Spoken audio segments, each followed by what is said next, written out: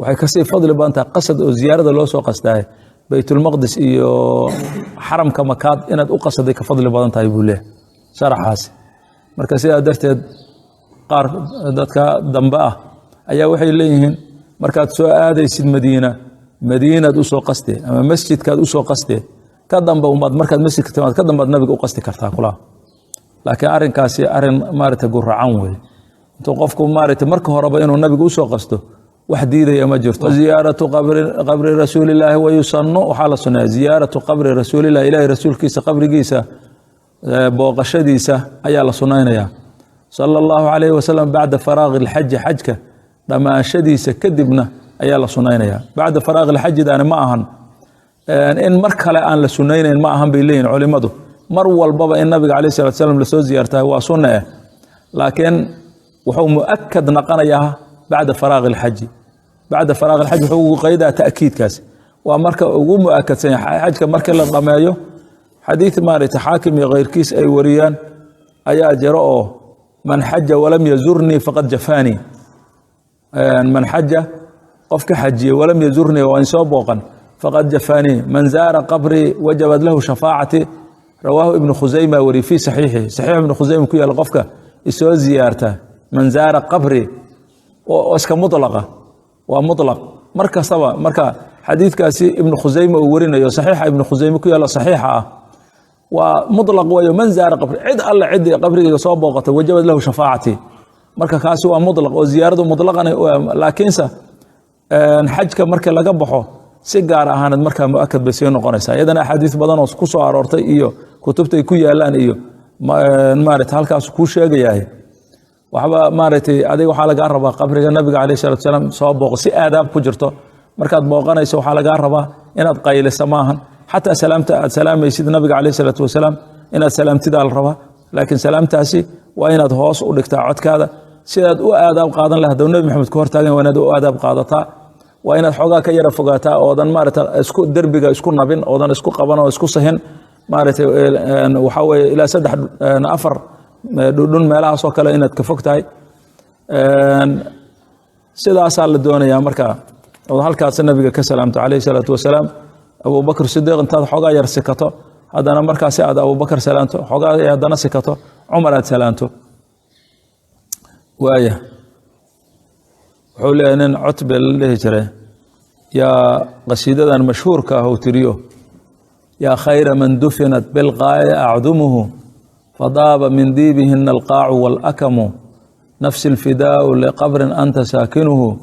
فيه العفاف وفيه الجود والكرم أنت الحبيب الذي ترجى شفاعته يوم الحساب إذا ما زلت القدم يا خير من روح كي خير بنايو دفنت لغو آسي بالقاع بنانك أعظمه لفيس لغو آسي كي أغو خير كبنايو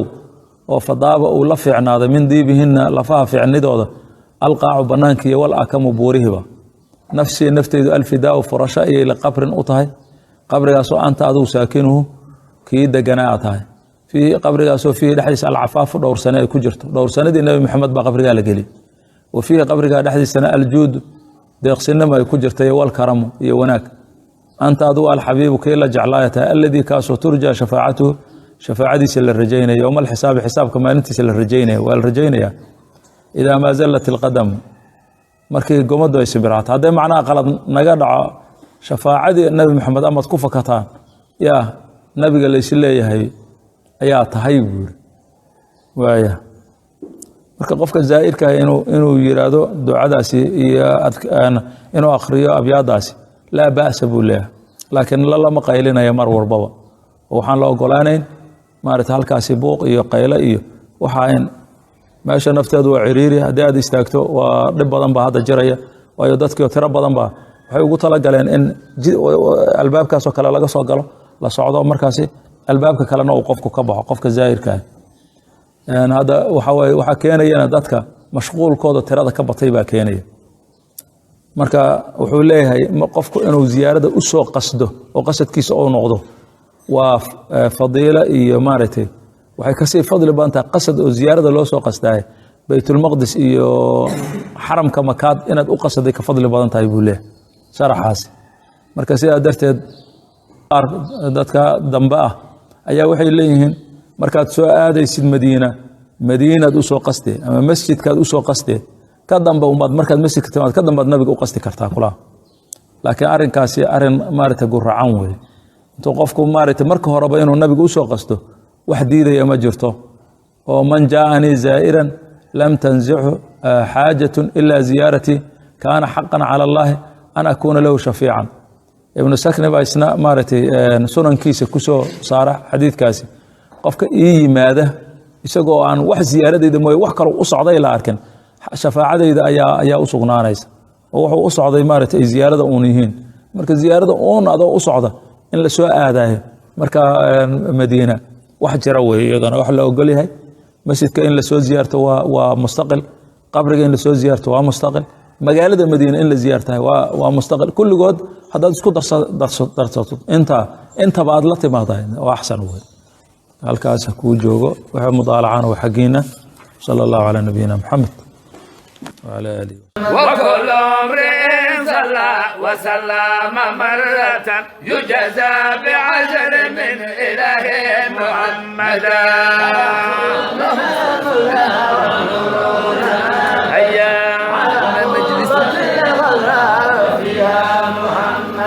وما مجلس لم يذكر الله أهله ولم يذكر به صلاة محمدا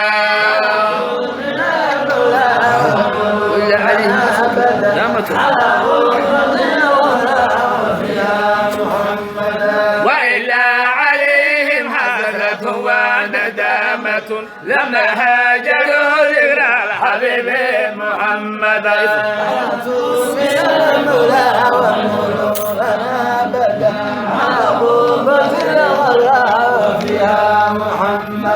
وأنا مصلي لا تصح صلاته بغير صلاة للنبي محمدا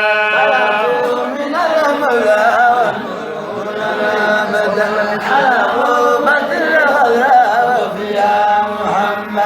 ومن لم يصلي عند غير صلاته فذاك بخيل غلنا عن محمدا من المولى ونورنا ابدا على قربة الغراب يا محمدا ولولاه ما كان الجديدان وجدا وما وجد الا لاجل محمدا من المولى ونورنا ابدا على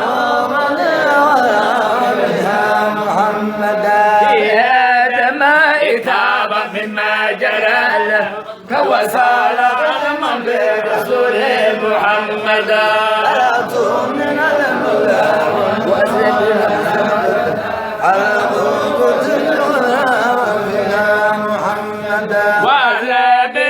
رب سماء إلى السماء وقد موهد البرج العلى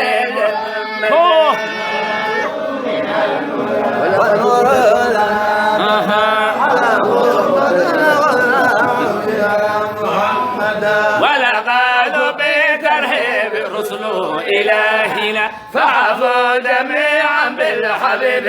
محمدا من المولى ونورنا أبدا على أمة الغراب يا محمدا وكان الأجار طوعا لرسمه كالشمس مع رسول محمدا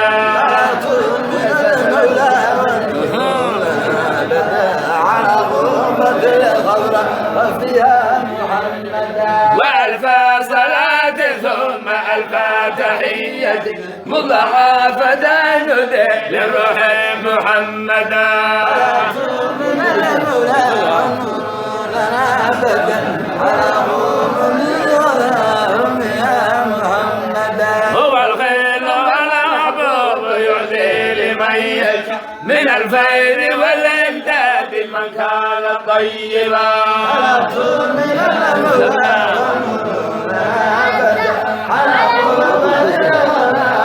يا محمدا فهبنا رسول الله منك كرامة أكون بها بحضرتين محببا